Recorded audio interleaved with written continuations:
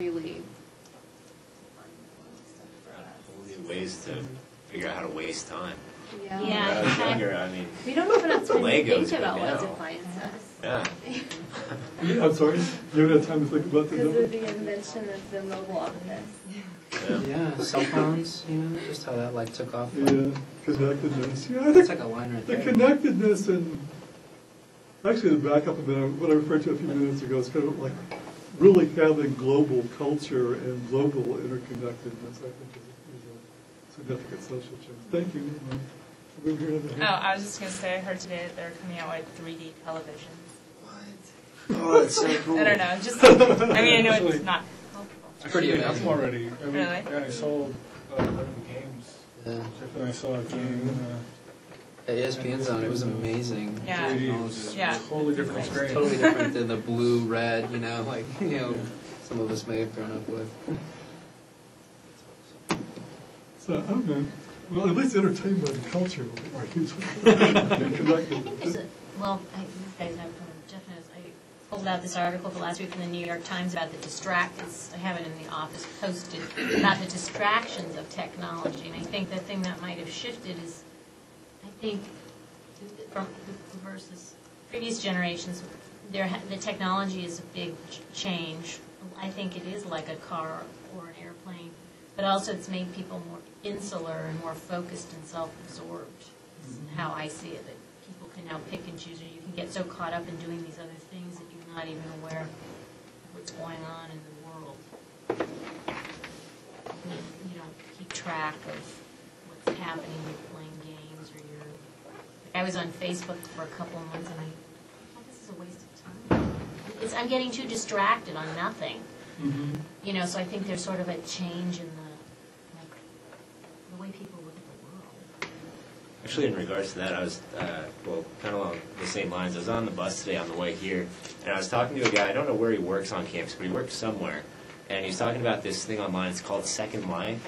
Mm-hmm. Anybody heard of it? Yes, I've heard of it. I mean, I can't even imagine what kind of problems that's going to cause. I've already known one person that stopped everything she was doing and was playing on that like 20 hours a day. I mean, so things like that, like you don't like your life so you create a new a lot of one. money on Second Life. Well, you can use Real real money. money on Like it. it's like you have another life, but it's a Yeah, computer so life. you don't like this life, you get to make a whole new one.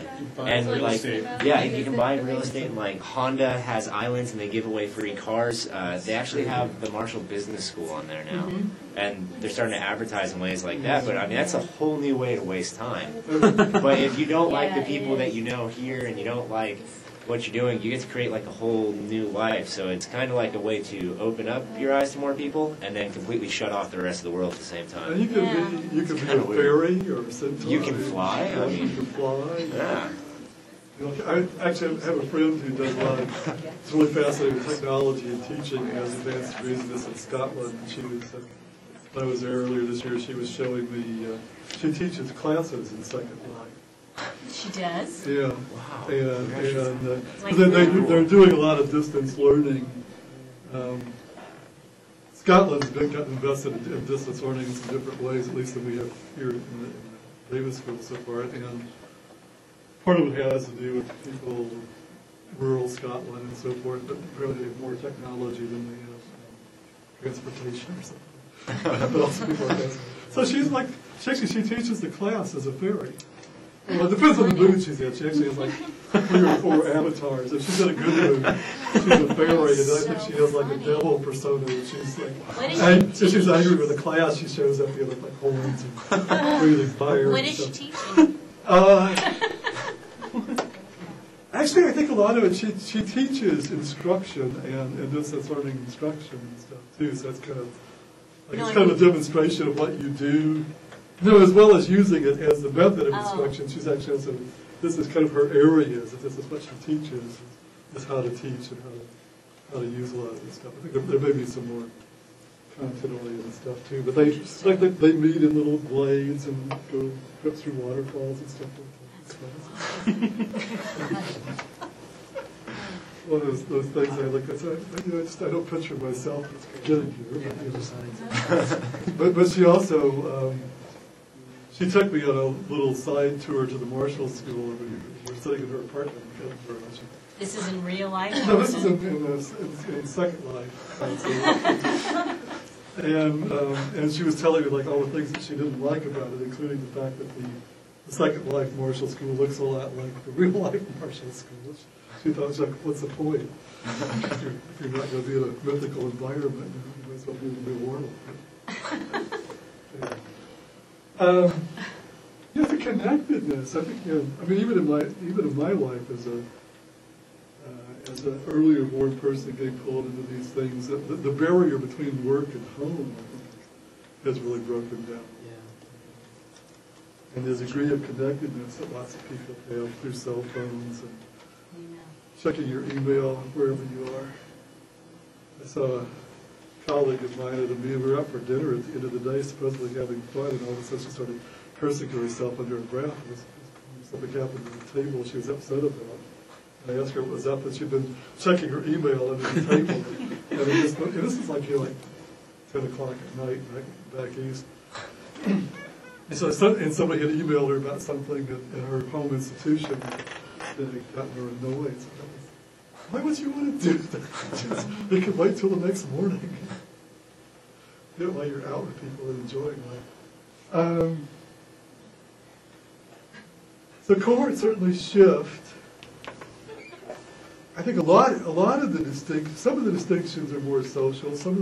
A lot of them, I think, that we're most keenly aware of are kind of driven by these technological changes. And it's certainly one of the obvious disadvantages of being from an earlier born cohort is kind of not growing up with and being more familiar with later technologies.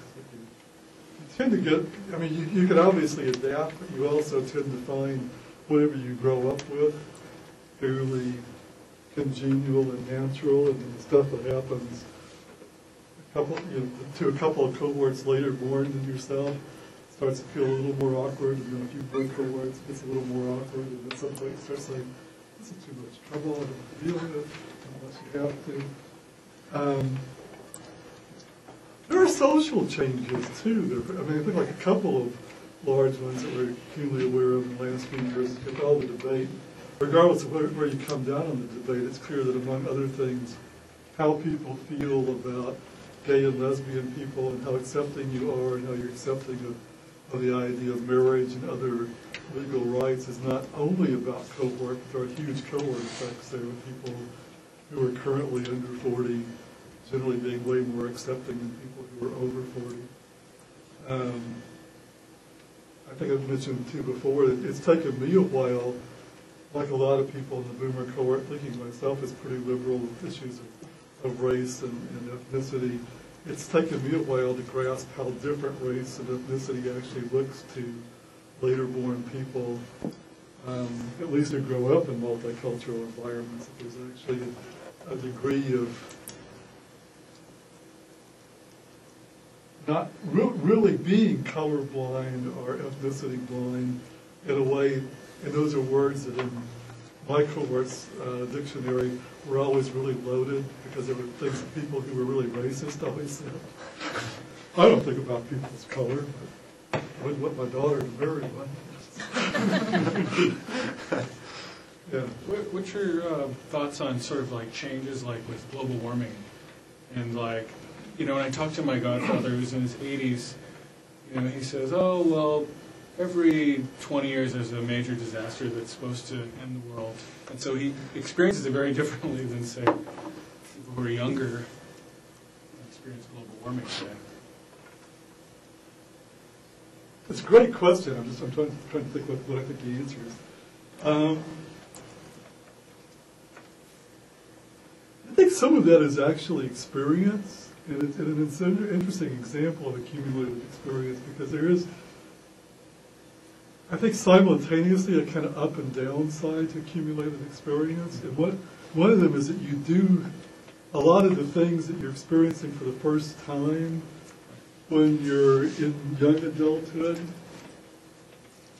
People who are further, who have more adult life experience have been through before and know that, hey, you know what, the world didn't end on January 1, 2000. Looking forward to that one.